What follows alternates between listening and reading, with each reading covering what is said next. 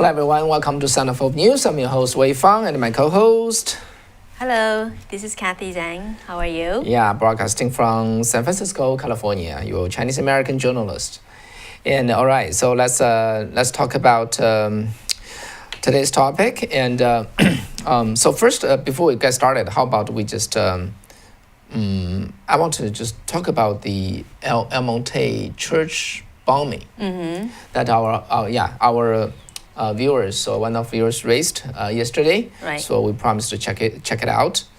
And so basically what happened is El Monte is a city. It's like a small city in the Southern California at the San Gabriel Valley. Actually, a lot of Chinese Americans live there. Chinese people love that place. And El Monte is a heavily, there's a lot of Chinese people there. I don't know whether that's one of the largest ethnic groups there, but I went there all the times. So I was quite a little surprised about that bombing. So basically what happened is on Saturday morning, early morning, police got, 911 got a call that about something's happening over there. So after the police came out, it was around 1:15 in the morning. Okay, so they found the windows shattered and there's graffitis on the wall. And then what happened actually is this: they thought somebody broke the window, but no, somebody got in. Okay, got in, and then they just detonated some bomb from within, which blast through the windows and things like that. So it is an improvised bomb. Okay, self-made bomb. And that caused the damage. Fortunately, nobody improvised explosive, and unfortunately, nobody was hurt. Okay, and the church is called the First Works Baptist Church. All right, and then so basically the Los Angeles supervisor, one of the supervisor who was, presumably for that district, said the church's pastor, his name is Bruce Mangier, and he said she's aware of that. He's anti-LGBTQ and misogynistic type of guy. So he gave that kind of sermons. So, but as of now, this happened 3 days ago. Okay, there's no confirmation that this is the cause, but there's enough gas around that matter. And the one nonprofit, the Southern Poverty Law Center, if you read news enough, you know that it is one of the leading liberal kind of advocacy group, and then they listed this church on his 2019 watch list as a anti-LGBT hate groups. All right. So also in the meantime, there's an online petition, in the El Monte by a group called Keep El Monte Friendly that calls for the church to be kicked out of the city. All right. And in this petition got 15,000 signatures as of Sunday morning, which is the day before.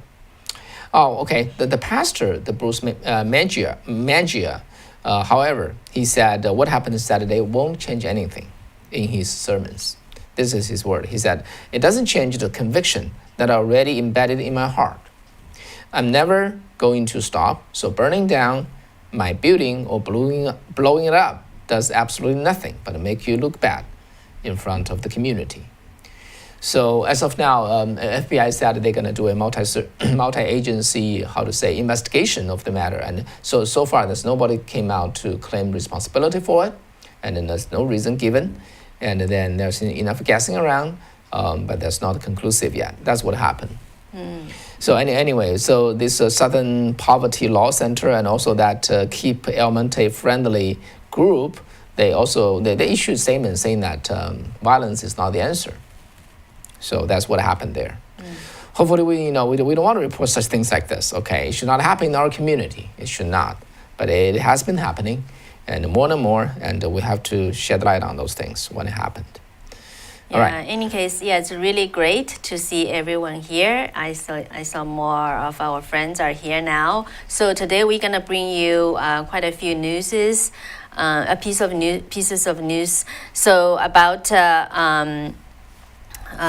what are we going to talk about? About the development of impeachment, and also the new administration, President Biden.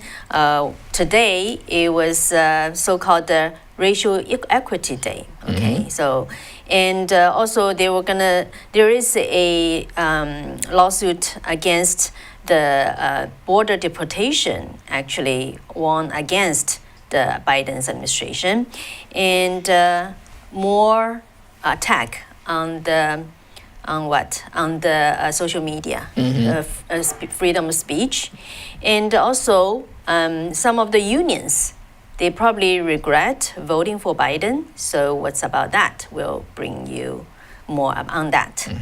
Okay, so first of all, let's talk about the development of the impeachment trial. So today, as we reported to you yesterday, the senators sworn in as juror to President Donald Trump's impeachment trial.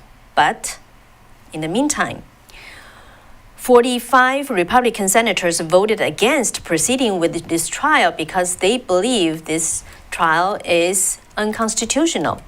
What happened was Kentucky Senator Rand Paul made a point of order arguing that this impeachment trial is unconstitutional, that President Trump is already out of office. So let's watch C1. If we are about to try to impeach a president, where is the Chief Justice? If the accused is no longer president, where is the constitutional power to impeach him? Private citizens don't get impeached. Impeachment is for removal from office. And the accused here has already left office. Hyper-partisan Democrats are about to drag our great country down into the gutter of rancor and vitriol, the likes of which has never been seen in our nation's history. Instead of doing the nation's work with their new majorities in the House, the Senate, and the executive branch, Democrats are wasting the nation's time on a partisan vendetta against a man no longer in office. And Senator Rand Paul argued that this impeachment will be something far from unite this country. And President Trump was impeached on the charge of incitement of insurrection for his alleged role in the January 6th on the breach of the Capitol building. But Senator Paul questioned what would be the evidence for this reason. Let's watch C2. This sham of an impeachment will ostensibly ask whether the president incited the reprehensible behavior and violence of January 6th when he said, "I know everyone here will soon march to the Capitol to peacefully and patriotically make your voices heard." Peacefully and patriotically, hardly words of violence. And he, followed up with listing many examples of various lawmakers who made remarks encouraging violence against people who have different opinion with them, especially the conservatives, but without any consequences. And so by forcing a vote on the point of order, it required senators to go on the record about whether they believe this trial is constitutional or not. Let's watch. In a few minutes, I will insist on a vote to affirm that this proceeding we are about to enter is unconstitutional, that impeachment of a private citizen is illegal and essentially a bill of attainder, and that no sense of fairness or due process would allow the judge in the proceeding to be a partisan Democrat already on favor of the impeachment. A sham, this is, a travesty, a dark blot on the history of our country. I urge my colleagues to reconsider this kangaroo court and move forward to debate the great issues of our day. So the final vote on this order was 55 versus 45, which, his point of order was dismissed But including Senate Republican leader Mitch McConnell, who indicated he had an open mind about this impeachment trial, but he, voted along with the Senate Paul. So who are the five? There were 5 GOP senators voted along with the 50 Democrat senators to table this point of order. So let's see a C0. So the 5 of them are Senator Mitt Romney from Utah, Senator Ben Sasse from Nebraska, Susan Collins from Maine, Lisa Murkowski from Alaska, and Pat Toomey from Philadelphia. Mm-hmm. And the point of order means the rule violation. Okay, rule violation. That's what when you make a point of order. So in essence, the point of order vote is like a confidence vote in the Senate against the impeachment. So it was voted. Was voted against 45 to 55, but the important number is 45. Okay, because the most number of Republican senators who can vote against the impeachment is 36. If it is more than 36, impeachment have no chance of prevail. I mean, finding President Trump guilty in the Senate. So, which means it will be the second failed impeachment attempts by the Democrats. So pretty much that's why Rand Paul said it is pretty much dead on arrival, because this point of order vote was just like a trial vote. It's like a confidence vote. 45 Republican senators show their attitude over there, including Mitch McConnell. Right. So assuming all the Republicans won't change their votes, then President Trump won't be convicted in any future impeachment trial. Okay. Yeah. So I saw some. I don't know how the way you think about the outcome. Why it seems the Republican senators are pretty united, except for the 5 except of them. The 5. Yeah. Why do you think that's the case? Well, I think 2 reasons. First, I think the first important reason, I hope that this would be the first reason that they have in their mind, because there's no case. Okay, if they went through that, as President Trump said, he's eager to defend himself. So there's enough. Actually, many of our viewers, you guys, you were there, and I was there, right? We were there, and we saw what happened. And so it would be very legally difficult to convince the senators that the case is valid. Indeed, he committed a impeachable crime.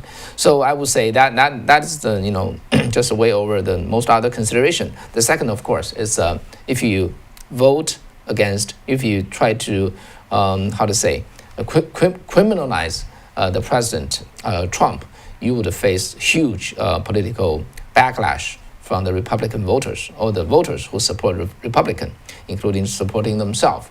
So, yeah, I think that's the reason. So, but the good part of reading out of this is most Republican senators, they can still be themselves.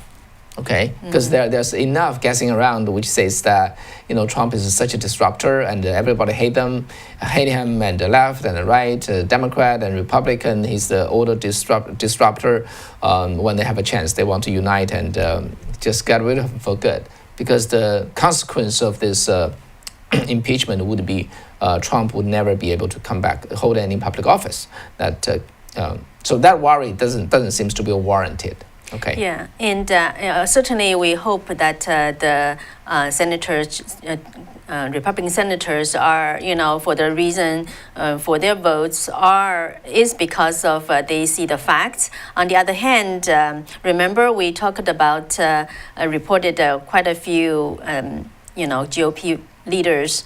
They still feel that, I think they probably read from the reactions of their constituents and who are Trump supporters, and that they would feel that it would be hard for the Republicans to take back the House and the Senate in next year, right? And also Trump already, through his top advisors, Jason Miller, as we report to you the other day, that one of the Trump's priority in the next couple of years would be to win back the House and the Senate for Republican. So probably they figured, it would be hard for them. And the plus, if there is indeed a third party being formed, it won't be beneficial to Republican. Yeah. Okay. Let's move. Yeah. Yeah, and then in the meanwhile, remember, Rand Paul actually talked about the person who will be presiding the trial would be Senator. He Patrick didn't mention. Leahy. Yeah, Patrick Leahy. Leahy. I'm sorry. From Vermont. So actually, right after he presided the sworn in of the senators this evening, he was actually reportedly being taken to a hospital for a sudden illness. Yeah.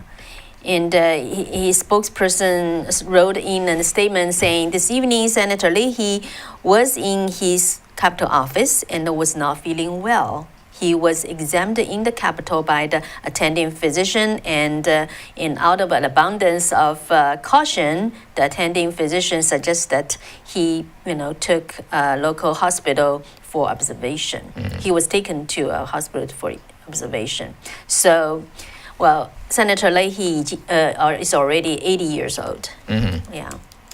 And actually, now how about this? We move on to what Biden has been doing in his first 6 days. Actually, in the first 6 days, Biden set the record of signing the most executive orders. He signed 28 of them. So including 4 of them today. So let's just quickly read it to you what he did today so that you got a taste of his policy. One executive order would root out the systematic, the quote unquote, root out the systematic racism in housing and criminal justice. So basically the urban development department will be heeding that executive order. And it also has to do with terminating the ban on the diversity and the sensitivity training of the federal, agencies. And then also another thing is the order, an executive order, an EO would phase out the use of private prisons. Basically, corporations should not run prison. Only the federal government should run the private prison.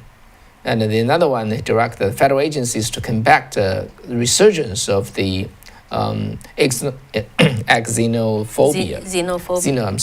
xenophobia, particularly against Asian Americans and the Pacific Islanders that we have seen skyrocket during this pandemic. That's interesting. Yeah, so that relates to the virus. And actually, indeed, we asked. I remember back in the last April and May, and we have this 24-hour radio in the southern, South Bay of San Francisco. So we were asking online whether people feel such discrimination against literally us Asian Americans. I didn't hear any, so I don't know what's going on there. Okay. This is San Francisco, right? Yeah, and also we have been, just communicating with our audience about how to view this origin of this virus, right? It's originated from China, but it doesn't mean that's Chinese people's fault, but it is Chinese government's fault for allowing it to be concealed and not to be transparent. So for people who did see some a few cases about how some of the Asian Americans were attacked, saying that go back to China. But what is the root cause? Every clear-minded Chinese Americans knows it is because of the government. People are not talking. People who cannot differentiate that. That's we should just clarify with them. But you mean the government of the CCP? Right. Yeah. Okay. So for me, I appreciate this. This. But I don't. To be frank, I don't really think. This type of saying it's a xenophobic against the API community, I'm not sure it's justified. Yeah, what I see is this. Sometimes, you find a piece of things that you want to bring justice to, right? Like, a transgender boy who want to go to girls' restroom, things like that. Okay, case like that, you feel that he's how to say he feel bad, and you cast a shadow on his mind. So take one case, push that to the extreme, upend the entire system. I think that's the problem here. Actually, I do see that. I did see that on YouTube that certain people, just have their prejudice against Asian American on the New York subway. I think, but I don't see that as a prevailing case. Okay, and then it's not systematic. Yeah, and pushing that into turn that into a societal issue, and then just incur huge policy change just based upon one or two cases. I don't know. Do you see that's a just way of governing? All right, so that's that. So basically, behind all those policies, you can read what's the thinking, behind Joe Biden. Anyway, let's move on. And also he abolished the 1776 commission. Oh yeah, right. Yeah, that's was President Trump's establishment about this commission to teach people about our history, and starting on that year, which is the year of the Declaration of Independence. All right, so let's move on to the Texas case. A federal judge on Tuesday, which is today, temporarily blocked President Biden's attempt to put a moratorium on the deportation for 100 days. All right, so basically Biden issued earlier a moratorium on deportations, which was the deportation order was issued by the President Trump. So Texas sued, brought this to the court, and sued over this policy. And their reason is, we have Texas has an agreement with the Department of Homeland Security. All right, so any change of the policy, immigration policy, has to have at least 180 days advance notice as well as consultation. All right, so based upon that, they bring this to the court, and then a judge blocked this for 14 days. Basically, via a temporary restraining order. All right, so cannot move forward for 14 days. And I haven't read exactly what the action of the Biden administration, but it seems like they're gonna appeal. Yeah, and the judge is actually a recent judge that was appointed by President Trump. So you can see that some impact from his work on the judicial system. Mm-hmm. All right, so let's move on. Okay, so let's move on to the consequences of one of the new President Biden's executive order. So on the first day in office, Biden signed an executive order to cancel the construction of the Keystone XL pipeline, which was meant to transport the Canadian crude oils to the United States. So the reason being, by this new administration is that the climate change crisis. So, but this move actually eliminated the estimated at least 11,000 U.S. jobs, including 8,000 union jobs. And a total of 42,000 jobs were expected to be filled once the pipeline was completed. So right now, who are impacted, there are at least 4 unions were impacted by this decision. So we will see, the Labor's International Union of North America issued this statement.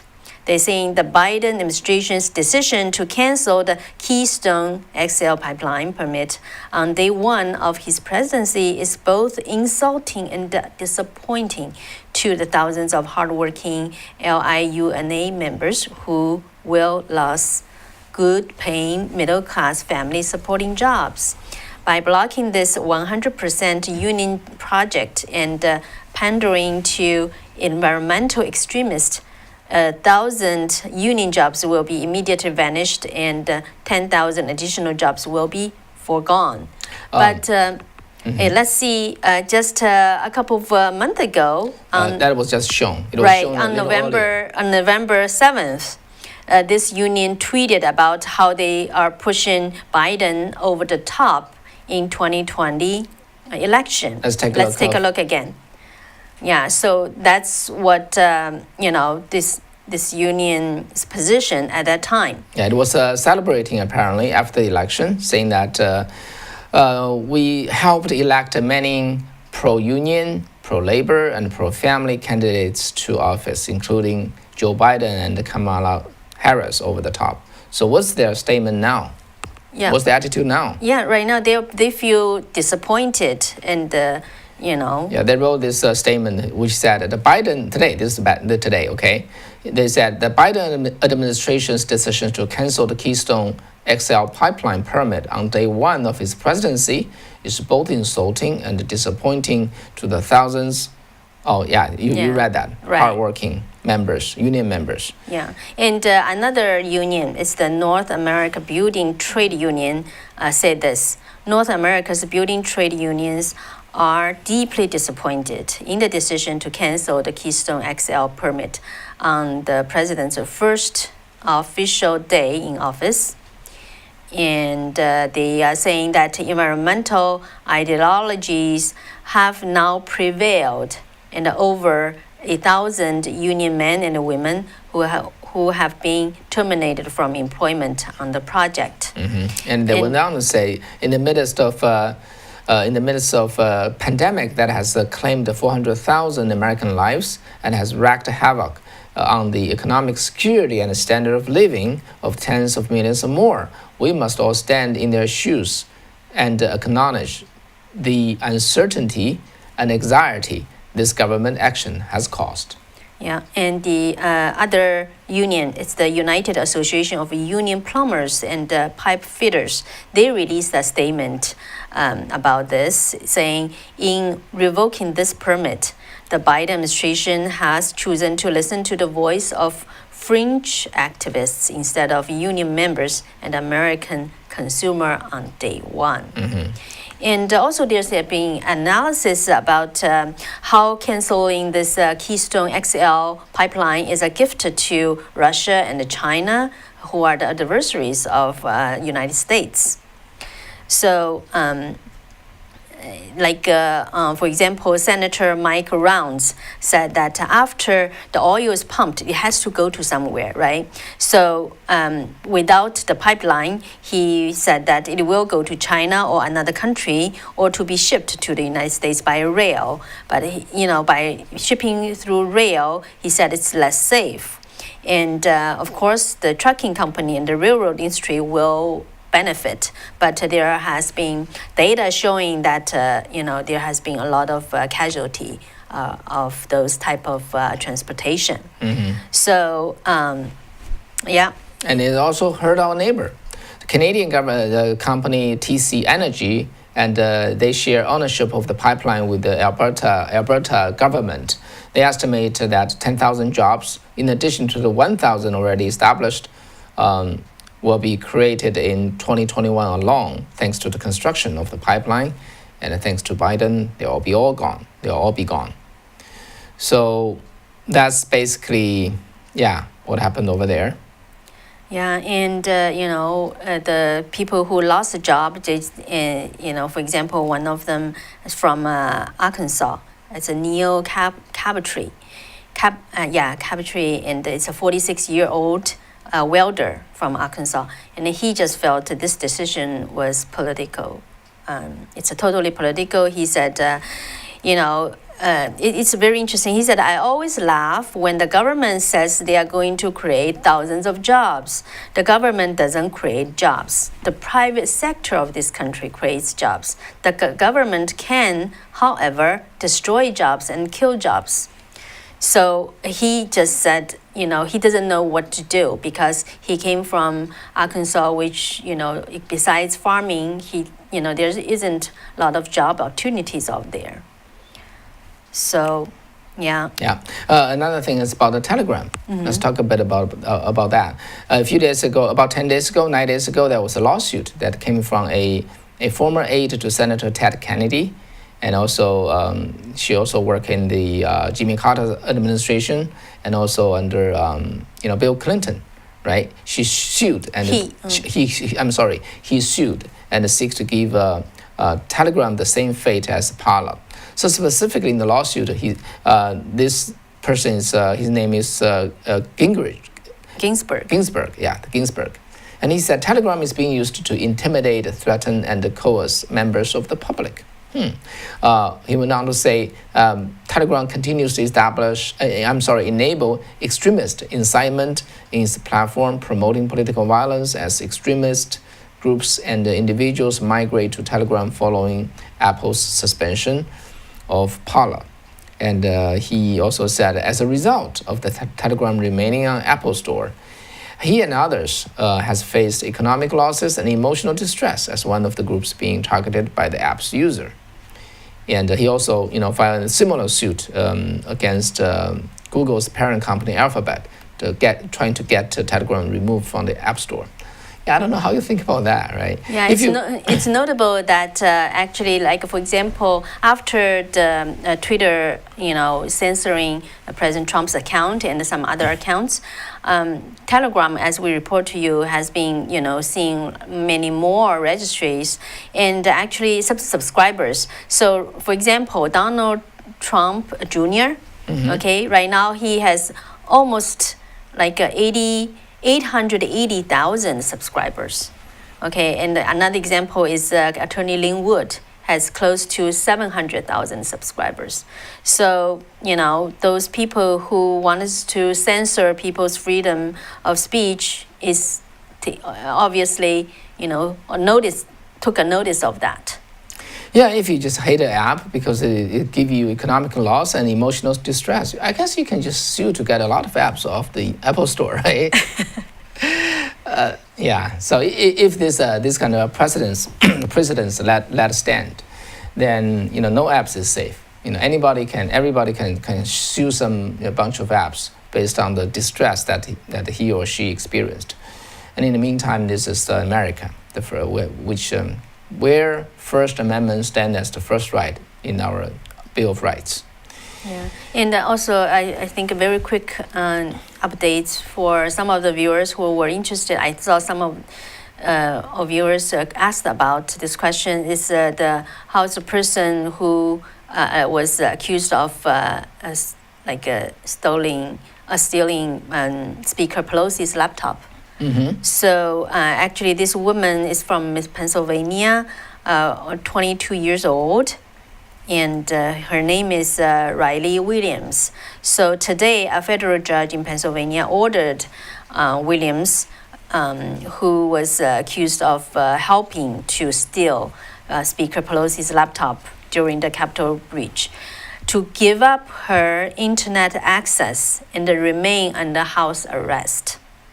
So her lawyer argued that he has to, in this now in day and age, he has to have some access to the internet, for example, to look for a job. So the judge said that she could use like a very old flip phone and use like the phone from her mom. And it was reported that he intended to sell the stolen laptop to Russian intelligence agency, but it fell through. And actually how she was caught was because her boyfriend. Her boyfriend sort of... reported. Yeah, report that. Yeah. And, well, okay, I guess that's all for today. So we'll bring you the quick news. And in the meantime, yeah, we're also planning for more content down the road in the next few days, and just stay patient with us as we do want to bring more information to you, especially that has to do with the value of our country today. Yeah, I saw a lot of people, when we talk about the news about the so-called racial equity, and a lot of our viewers saying, you love Chinese, Asian Americans, really appreciate that because what really, there's nothing really differentiate us, right? And for myself, I just think, to differentiate from Asian or from Asia or from wherever, we are all Americans. And to differentiate that doesn't make us unite better, but to really recognize the same values would really make us a better country and community. Yeah, the last little news, I think it's kind of interesting. Okay, there was viewers, Twinkly 1974. Yeah, thank you. You wrote a lot of comments there, which many of them all very valuable. You wrote that the White House videos on YouTube have more thumb downs than thumbs up. It's kind of interesting, right? If you go there, check it out. It's called the White House channel, and if you search for that, not only has way more thumb downs than thumbs up, a number of videos, if not all, the comment is all turned off. Oh. Did you notice? The comment was turned off. They don't like what people wrote down there. And it's just, let's see how that, how long that will last. This is also like a online, natural survey or something. And we'll take note of that and report it to you that what we observe. Okay, so that's so much for tonight. Yes, thank you for being with us. Yes, thank you for all the likes. And Centers, for the your likes. donation. We got 80% of people who click likes. Thank you so very much. That will propel our program to more people. And it's help us to spread the word about our show. Yeah. And so we'll see you tomorrow then. Okay, and wrote that I love your show. Thank you. Yeah, great you like it, and we will do our best to bring it even better. All Good right. night. Take care. See you tomorrow then. Until Wednesday. Bye-bye. Bye.